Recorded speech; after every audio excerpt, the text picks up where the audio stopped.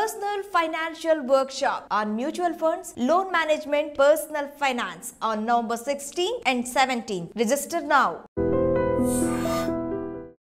Hi hello నమస్తే welcome back to iDream media. ఈరోజు మనతో ఉన్నారు వెల్త్ ఆర్కిటెక్ట్ అయిన విన్నర్ కేకేగా పిలువబడే అరుణ్ కేకే గారు. సార్తో మాట్లాడదాం. నమస్కారం సార్. నమస్కారం. మొట్టమొదట iDream ప్రేక్షక మహాశైలందరికీ నా హృదయపూర్వక అభివాదం తెలుపుకుంటున్నాను. సార్, ఈ year Q2 results already September 30తో ముగిసిపోతున్నాయి. అండ్ అలాగే అమెరికన్ రిజల్ట్స్ కూడా వచ్చాయి. ట్రంప్ గెలవడం అనే ఈ కాన్సెప్ట్ ఏదైతే ఉందో అది ఇంపాక్ట్ ఏ విధంగా ఉండబోతుంది? ఇప్పుడు Q2 రిజల్ట్స్ ఎలాగో వచ్చాయి అండ్ Q3 రిజల్ట్స్ రావాల్సి ఉంది. ఈ రెండింటి మీద ఈ అమెరికన్ రిజల్ట్ అనేది ఏ విధంగా ఉండబోతుంది? మొట్టమొదట ఎన్నో రోజుల నుంచి మనము ఎదురు చూస్తున్నటువంటి event American elections, electoral assembly elections అయిపోయాయి. దీనిలో మామూలుగా రిపబ్లికన్ పార్టీ వచ్చేసి థంపింగ్ మెజారిటీతోటి పాటు మామూలుగా 538 ఎలక్టోరల్ స్థానాలతో పాటు రిపబ్లికన్ పార్టీ 295 స్థానాలు గెలుచుకోవడము, అలాగే ప్రస్తుతం అధికారం ఉన్నటువంటి డెమోక్రటిక్ పార్టీ వచ్చేసి 226 స్థానాలు గెలుచుకోవడంతో పాటు ఇంకా నెవడా, అరిజోనా ప్రాంతాల్లో మొత్తం 17 సీట్లు ఇంకా పెండింగ్ ఉన్నాయి. సో ఆ రిజల్ట్స్ అనేది ఏ రకమైనటువంటి ఇంపాక్ట్ రావు కాబట్టి ఈ యొక్క యుఎస్ ఎలక్షన్ కమిషన్ వచ్చేసి ట్రంప్ని ఆన్ రికార్డెడ్గా ప్రెసిడెంట్గా డిక్లేర్ చేయడం జరిగింది. ఈ యొక్క ప్రాసెస్లో దాదాపు మనము జూన్ జూలై నుంచి గమనించినప్పుడు ఈ యొక్క డైరెక్ట్గాను ఇండైరెక్ట్గాను యుఎస్ ఎలక్షన్ ఈవెంట్ అనేది మన యొక్క క్వార్టర్లీ రిజల్ట్స్ మీద కూడా కొంత ప్రభావం చూపిందని నేను అనుకుంటున్నాను. కానీ ఇది ఎంతవరకు ఏంటి అనేది నేను డీటెయిల్డ్గా ఎక్స్ప్లెయిన్ చేయబోతున్నాను. మొట్టమొదట మనము Q2 రిజల్ట్స్ తీసుకున్నప్పుడు రేటింగ్ కంపెనీస్ యొక్క కంపెనీ రీసెర్చ్ అనాలిసిస్ కానీ లేదా ఫండ్ మేనేజర్స్ కానీ దాదాపు 20 ఇయర్స్ బ్యాక్ ఉన్నటువంటి చార్ట్స్ని మరియు 15 ఇయర్స్, 10 ఇయర్స్, 5 ఇయర్స్ ఇలా 4 రకాల చార్ట్స్ని తీసుకొని ఈ యొక్క రిజల్ట్స్ని మామూలుగా ఎవాల్యుయేషన్ చేయడం జరుగుతూ ఉంటుంది. ఇప్పుడు మామూలుగా జూన్ నుంచి ఈ యొక్క 2024 జూన్ నుంచి మనకు ఈ ఎలక్షన్ ఈవెంట్ మీద ఊహాగానాలు కానీ దీని మీద స్పెక్యులేషన్ కానీ చాలా జరగడం వల్ల ఇప్పుడు 10 ఇయర్స్ కానీ 5 ఇయర్స్ చార్ట్స్లో కానీ ఈ యొక్క మార్పు అనేది చాలా స్పష్టంగా కనిపించడానికి వీలవుతుంది. సో నేను దాన్ని రెఫరెన్స్ తీసుకొని ఇప్పుడు మీకు వివరాలు అందజేయబోతున్నాను. ఇప్పుడు మీరు Q2 రిజల్ట్స్ ఈ యొక్క 10 ఇయర్స్ వాల్యుయేషన్ చార్ట్లో మీరు చూస్తున్నప్పుడు అంటే నార్మల్గా నిఫ్టీ 50 కానీ లేదంటే మామూలుగా మనం ఎన్ఎస్సి మార్కెట్ టోటల్గా వాల్యుయేషన్ చూస్తున్నప్పుడు మామూలుగా ఇప్పుడు +21 PE రాగా ఉంటుంది. ఈ +21 PE అనేది ఎలా ఉంది అంటే మార్కెట్లో 0 నుంచి +1 స్టాండర్డ్ డీవియేషన్ మధ్యలో ఉండడం జరిగింది. అంటే ఇది ఒక ఫెయిర్ వాల్యుయేషన్. మార్కెట్ వచ్చేసి ఇప్పుడు తగ్గిన తర్వాత ఫెయిర్ వాల్యుయేషన్లో ఉన్నట్లు లెక్క. సో నేను చెప్తున్నది ఏంటంటే నవంబర్ 7th రిజల్ట్స్ తీసుకున్నప్పుడు సో ఇంకా ఈ క్వార్టర్ అనేది కంటిన్యూస్గా జరుగుతూ ఉంటుంది. సో ప్రజెంట్ క్వార్టర్ వచ్చేసి డిసెంబర్ 31కి అయిపోతుంది కాబట్టి మనకు సంబంధించినంతవరకు ఇది థర్డ్ క్వార్టర్, కానీ యుఎస్కి సంబంధించినంతవరకు ఇది లాస్ట్ క్వార్టర్. ఇది చాలా జాగ్రత్తగా గమనించవలసిందిగా కోరుతున్నాను.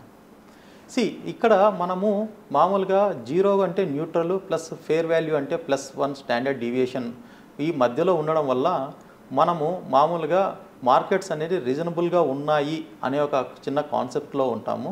కానీ ఈ యొక్క జూన్ క్వార్టర్ మనం తీసుకున్నప్పుడు ఏదైతే మామూలుగా మనకు మార్కెట్ వాల్యుయేషన్స్ అనేది తగ్గుముఖం పట్టాయో దానికి సంబంధించినటువంటి ఈపీఎస్ని కూడా మనము క్యాల్కులేట్ చేస్తున్నప్పుడు అంటే మనకు డిటోరియేటెడ్ అంటే ఈపీఎస్ వాల్యూస్ కూడా కొద్దిగా మనకు డిటోరియేట్ అవ్వడానికి అవకాశం ఉంటుంది. ఆ డిటోరియేషన్ అంటే ఈ రెండు మనకు మాల్గా ఈపీఎస్ ఫలితాలు కూడా మనము డౌన్గ్రేడ్ అవుతున్నాయి అనుకున్నప్పుడు అలాగే మార్కెట్ ట్రెండ్ కూడా డౌన్వర్డ్ ఉన్నప్పుడు టోటల్గా ఇంకా మార్కెట్ అనేది ఇంకా కొన్ని రోజులు వచ్చేసేసి ఈ యొక్క టైం కరెక్షన్ ప్రభావంలోను ప్లస్ ప్రైస్ కరెక్షన్ చూసుకున్నప్పుడు ఒక కన్సాలిడేషన్ ఫేజ్లోనూ ఉన్నట్లు మనకు అర్థమవుతోంది. సో దీని గురించి ఇంకా విస్తృతిగా అంటే మనం విస్తృతంగా డిస్కస్ చేయాలనుకున్నప్పుడు నెక్స్ట్ అంటే 10 ఇయర్స్ వాల్యూ చార్ట్స్ నుంచి ఇంకా ప్రిసైజ్గా మనం క్యాలిక్యులేట్ చేయాలనుకున్నప్పుడు 5 ఇయర్స్ వాల్యూ చార్ట్స్కు రావడం జరుగుతుంది. ఈ యొక్క 5 ఇయర్స్ ఈ మార్కెట్ వాల్యుయేషన్ చార్ట్లో మీరు చూసుకుంటున్నప్పుడు ఇప్పుడు నియర్ అబౌట్ మామూలుగా 0 to +1 USDకి మధ్యలో ఉన్న 0కి దగ్గరగా ఈ పిఈ వాల్యూస్ ఉండడం వల్ల మనము చాలా రీజనబుల్ అగ్రెసివ్గా మనం ఇన్వెస్ట్మెంట్ చేయాలనేటువంటి కుతూహలము కొంతమంది టెక్నికల్ అనలిస్టులకి మామూలుగా రావడం జరుగుతుంది. కానీ ఇక్కడ ఇంకా మార్కెట్స్ అనేది ఇంకా నెక్స్ట్ క్వార్టర్ వరకు కూడా తగ్గడానికి అవకాశం ఉంటుంది. ఎందుకు అంటే దీనికి ప్రధానంగా 2 రీజన్స్ ఉన్నాయి. మీరు ఈ మధ్యకాలంలో చూస్తున్నప్పుడు ఒక స్పెక్యులేషన్ వల్ల అయితేనేమి, లేదా చైనా ఎకనామిక్ వ్యవస్థ అక్కడ stimulus package to the local industries బాడీస్కి కానీ మొత్తము ఒక సపోర్టింగ్ అనేది ఇవ్వడం వల్ల ఇప్పుడు ఏమవుతున్నదంటే మన యొక్క ఎఫ్ఐఐస్ కానీ ఎఫ్డిఐస్ కానీ ఓకే వీళ్ళందరూ కూడా ఎక్కువ అమౌంట్స్లో చాలా తక్కువ కాలంలో 1,00,000 కోట్ల రూపాయలు చాలా తక్కువ కాలంలో మన దగ్గర నుంచి తీసేసుకొని వేరే దేశాలకు వెళ్ళడం జరుగుతూ ఉంటుంది. ఈ ట్రంప్ మనకు ఈ గత 4 ఏళ్ల కాలంలో మనం చూసుకుంటున్నప్పుడు చాలా బోల్డ్ డెసిషన్స్ తీసుకున్నాడు. అలాగే ఎప్పుడు ఈ ఎలక్షన్స్లో కూడా make America great again MAGA అనే ఒక మూమెంట్ అనేది ఒకటి కంప్లీట్గా స్పష్టంగా కల్పించింది. దాని యొక్క ఇన్ఫ్లుయెన్స్ అనేది ఓటింగ్ శాతంలో కూడా కనిపించి ట్రంప్ మళ్ళా ఈసారి రికార్డ్ విన్ కావడం జరిగింది. అంటే ట్రంప్ వచ్చాక అక్కడ ఇంపోర్ట్స్ తగ్గబోతున్నాయి అండ్ ముఖ్యంగా అక్కడ కంపెనీస్కి ఇంకా ఎక్కువ వాల్యుయేషన్ పెరగబోతుంది. వార్ఫేర్ ఎలాగో తగ్గబోతుంది కాబట్టి దాని మీద పెట్టే ఇన్వెస్ట్మెంట్స్ కూడా అక్కడ డెవలప్మెంట్కి పెట్టబోతున్నారు. అండ్ ముఖ్యంగా ఈ రీజన్స్ వల్లే మన డాలర్ వాల్యూ ఏదైతే ఉందో అది ఇంకా పెరగడం జరిగింది అనే వార్తలు వినిపిస్తున్నాయి. ఇవి ఎంతవరకు కరెక్ట్ అంటారు? ప్రెసిడెంట్గా ఎలక్షన్ అయిన తర్వాత ఇంతకుముందు పరిపాలనా కాలంలో 2 రకాలుగా చూసుకుంటున్నప్పుడు అక్కడ ఇన్ఫ్లేషన్ రేట్ని అదుపు చేయాల్సినటువంటి అవసరం మొట్టమొదట ఎంతైనా ఉంది. రెండవది అమెరికా ఫస్ట్ అనే నినాదం అనేది ఎప్పుడు కూడా ప్రతి ఒక్కరికి, ఇప్పుడు మనం కూడా ఇండియా ఫస్ట్ అంటాం కాబట్టి ఏ దేశానికి ఆ దేశము మామూలుగా సరిదిద్దుకోవడం అనేది చాలా మంచి పరిణామం, దాన్ని ఎవరు కాదనరు.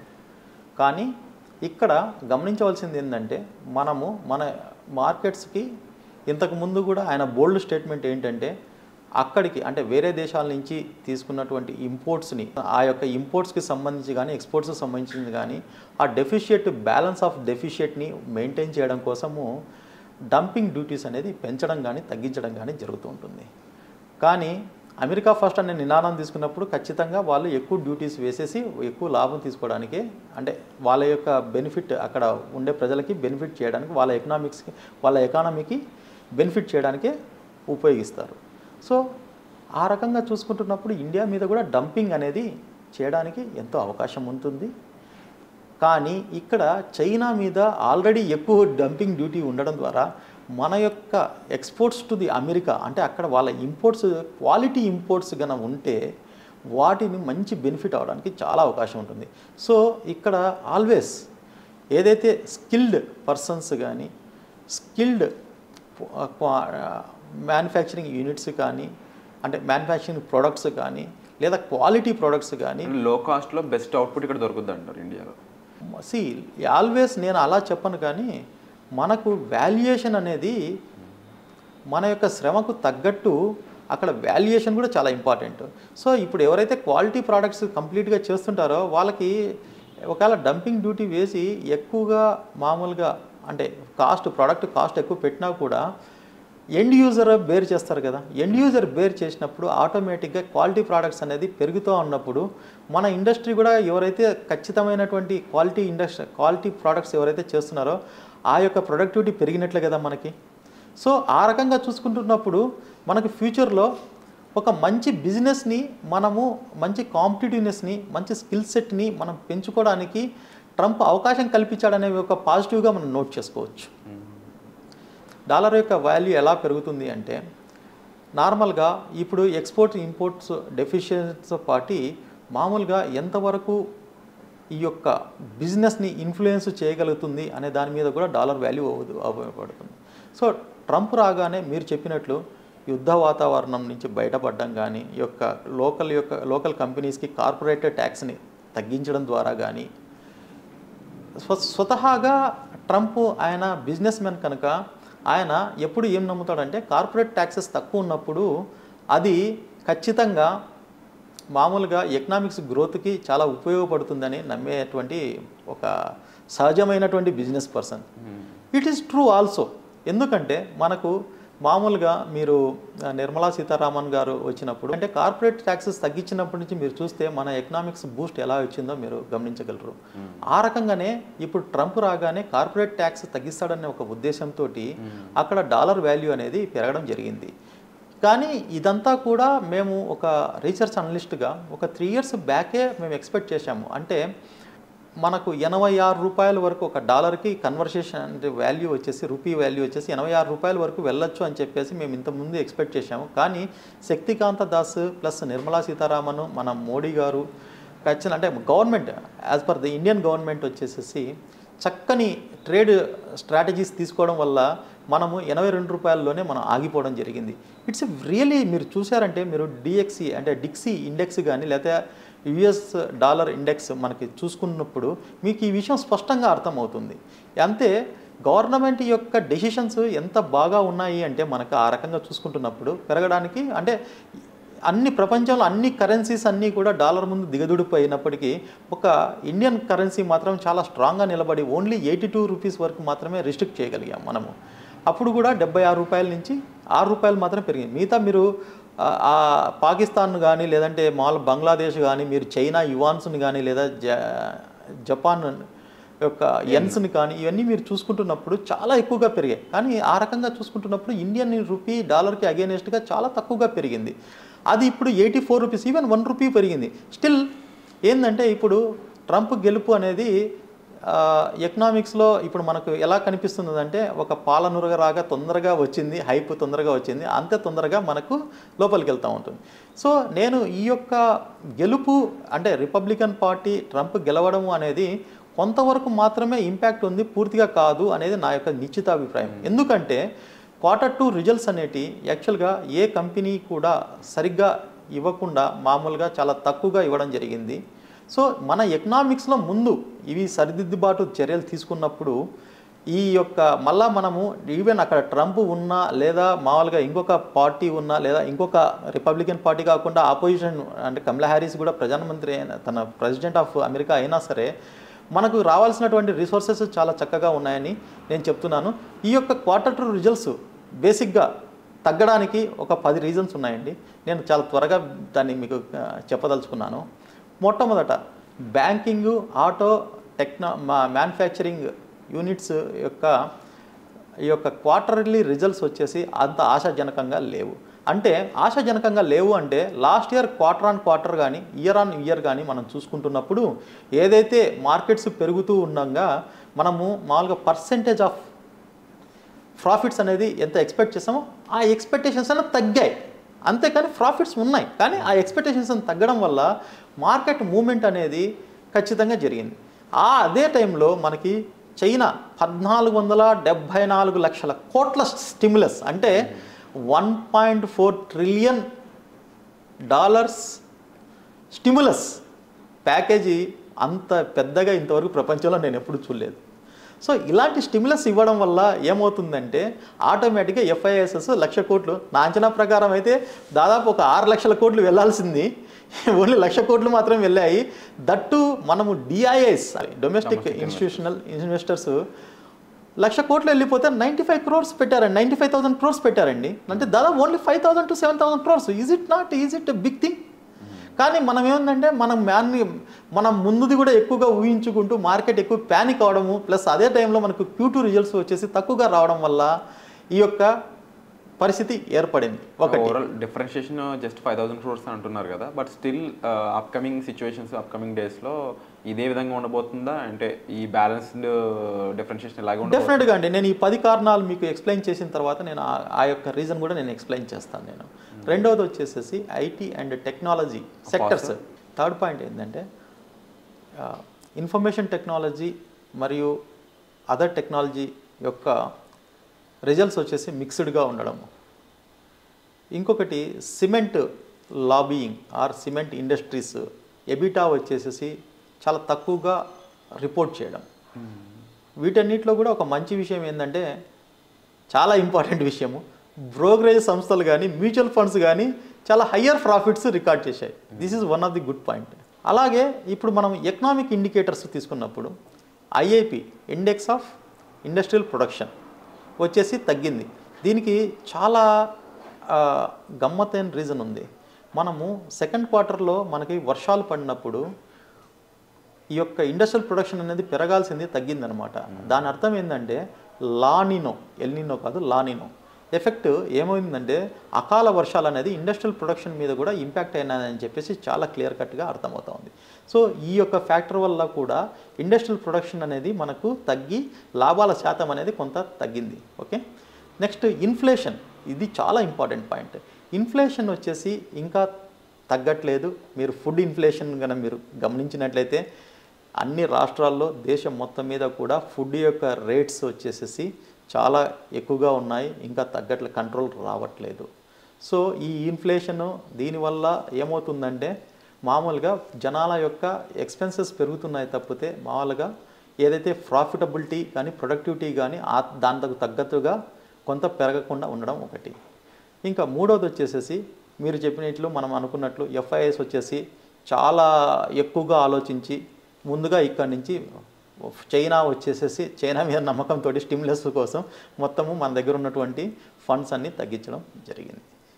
నెక్స్ట్ జిఎస్టీ కలెక్షన్స్ కూడా తగ్గాయి. అలాగే వెహికల్స్ లాస్ట్ ఇయర్ దసరా దీపావళితో మనము వెహికల్ యొక్క సేల్స్ రిపోర్ట్ కానీ సేల్స్ ప్రొడక్టివిటీ కానీ యొక్క ఆటో కాంపోనెంట్స్ ప్రొడక్టివిటీ చూసుకుంటున్నప్పుడు ఈ యొక్క ఇంతకుముందు చెప్పిన విధంగా క్వార్టర్ ఆన్ క్వార్టర్ కానీ ఇయర్ ఆన్ ఇయర్ మనం కంపేర్ చేసుకున్నప్పుడు ఈ రకమైనటువంటి అంటే ఒక 10% గ్రోత్ ఉండాలనుకుంటే అది 8% మాత్రం గ్రోత్ ఉంటుంది. సో ఆ రకంగా చూసుకుంటున్నప్పుడు టోటల్గా వెహికల్ సేల్స్ అనేది తగ్గినాయని చెప్పాలి. సో వెహికల్ సేల్స్ అనేది ఎప్పుడు కూడా ప్రజల యొక్క ఇన్కమ్ స్ట్రాటజీని ఎప్పుడు తెలుపుతూ ఉంటుంది. సో ఆ రకంగా ఇన్కమ్ తగ్గింది అనే ఒక భావన అనేది ప్రజల్లోకి ఎక్కువగా వెళ్ళిపోవడం వల్ల ఈ యొక్క సేల్స్ మామూలుగా మొత్తం మీద మనకి Q2 రిజల్ట్స్తో పాటు ఈ యొక్క US election event plus China stimulus package రెండు కలిపి మనకు మార్కెట్లో ఇంతగా వాలటాలిటీ అవడానికి ఉంటుంది తప్పితే లాంగ్ టర్మ్లో మన యొక్క ఇండియా గ్రోత్ స్టోరీ కానీ లేదా సెక్టరల్ వైజ్ మనకు ఉన్నటువంటి ఆపర్చునిటీస్ కానీ చాలా పెరగబోతున్నాయి. చాలా గ్రేట్. మళ్ళీ ఈ మనీ అంతా కూడా రిటర్న్ వచ్చేదానికి కూడా అవకాశం చాలా ఉంది. ఇంకా ఈ యొక్క ఏ సెక్టర్స్లో మామూలుగా ఇంపాక్ట్ ఎందుకు ఈ ఎఫ్ఐఎస్ తీసుకోవడం వల్ల ఇంపాక్ట్ ఎక్కడ జరిగిందంటే ఫస్ట్ ఇన్ఫర్మేషన్ టెక్నాలజీ, నెక్స్ట్ వచ్చేసి energy sector, next manufacturing sector. వీటిలో అన్నిట్లో కూడా మొత్తము డబ్బులు అనేది విత్డ్రా చేసుకోవడం జరగడం తర్వాత ఈ యొక్క మొత్తము మనకు ఇప్పుడు ఉన్నటువంటి ప్యానిక్ సిచ్యువేషన్ అనేది రైజ్ కావడం జరిగింది. కానీ ఇంతకంటే ముందు మనం ఆలోచించాల్సింది ఏంటంటే ఇప్పుడు చెప్పుకున్న ఫ్యాక్టర్స్ అన్నీ కూడా ఆర్బీఐ రేట్ కట్ సైకిల్ మీద ఇంపాక్ట్ చూపడం అంటే ప్రభావం చూపడం అనేది మొదలు పెట్టడం వల్ల ఈ యొక్క నెక్స్ట్ అంటే ఈ డిసెంబర్ లోపల మనకు ఇన్ఫ్లేషన్ రేట్ కట్స్ జరగడానికి అంటే ఇంట్రెస్ట్ రేట్ కట్స్ తగ్గడానికి అవకాశం లేదు. మనకు ఇంట్రెస్ట్ రేట్లు తగ్గకపోవడం అనేది దీనివల్ల మనకు సైక్లికల్ సెక్టర్స్ ఏదైతే సిక్లికల్ సెక్టర్స్ అంటాం మన మ్యూచువల్ ఫండ్స్లో కూడా ఎక్కువ ఇన్వెస్ట్మెంట్స్ థీమాటిక్ పెరగబోతుంటాయి. కాబట్టి అవంతా కూడా ఈ యొక్క నెక్స్ట్ వచ్చే క్వార్టర్లో కొంత తగ్గడానికి అవకాశం ఉంటుంది. కానీ ఎప్పుడైతే రేట్ కట్స్ అనేది జరుగుతాయో ఆటోమేటిక్గా మొత్తము ఈ యొక్క ఇన్ఫ్రాస్ట్రక్చర్ కానీ మామూలుగా పవర్ కానీ ఫార్మా కానీ ఐటీ సెక్టర్ కూడా ఉంటుంది. లేదు ఐటీ ఇప్పుడు కూడా మంచి బెట్టింగ్ ఏంటంటే IT sector BFSI banking finance and insurance sectors are going to be grow like anything first thing. తర్వాత వచ్చేసేసి మీకు నెక్స్ట్ ఈ రేట్ కట్స్ వచ్చిన తర్వాత ఇన్ఫ్రాస్ట్రక్చర్ కానీ ఎనర్జీ కానీ ప్లస్ మీకు ఫార్మా కానీ క్యాపిటల్ గూడ్స్ కానీ మేజర్లీ డిస్క్రీస్ట్ ఉన్నటువంటి కన్జ్యూమర్ గూడ్స్ కానీ చాలా అంటే చాలా పెరగడానికి అవకాశం ఉంటుంది. మన యొక్క రేట్ కట్స్ని నెక్స్ట్ మనకు ఉన్నటువంటి పెద్ద ఆశాజనకమైనటువంటి సూచి. సో ఓవరాల్ సెక్టర్స్ అన్నిటి మీద ఈ ఎలక్షన్ ఇంపాక్ట్ అనేది ఈ విధంగా ఉండబోతుంటారు అప్కమింగ్ Q3కి కూడా. ఎస్. సో ఓవరాల్గా చూసుకున్నట్లయితే ఈ రిజల్ట్ వైజ్ ఇంపాక్ట్ అనేది పలానా సెక్టర్స్ ఏవైతే సార్ మెన్షన్ చేయడం జరిగిందో వాటి మీద ఈ విధంగా ఉండబోతుంది. అయితే ముఖ్యంగా ఇందులో ఐటీకి మాత్రం ఎటువంటి తిరుగులేదని అయితే సార్ చెప్తూ ఉన్నారు. ఇంకొక ముఖ్య విషయం ఏంటంటే గవర్నమెంట్ దగ్గర నుంచి స్పెండింగ్ చేయాల్సినటువంటి ఏదైతే ఇన్ఫ్రాస్ట్రక్చర్ మీద స్పెండ్ చేసే అమౌంట్స్ పెంచారండి ఈ క్వార్టర్లో.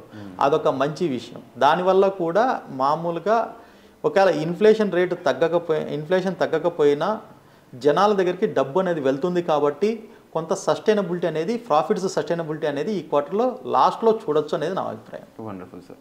సో హోప్ఫుల్లీ మీరు చెప్పిన విధంగా ఎటువంటి విధంగా రియల్ టైంలో సినారియో ఉండబోతుందో చూడాలని నేను ఎదురు చూస్తున్నాను. సో మీకు ఎటువంటి డౌట్స్ ఉన్నా సరే కామెంట్ సెక్షన్లో మెన్షన్ చేయడం మర్చిపోవద్దు. Thank you so much.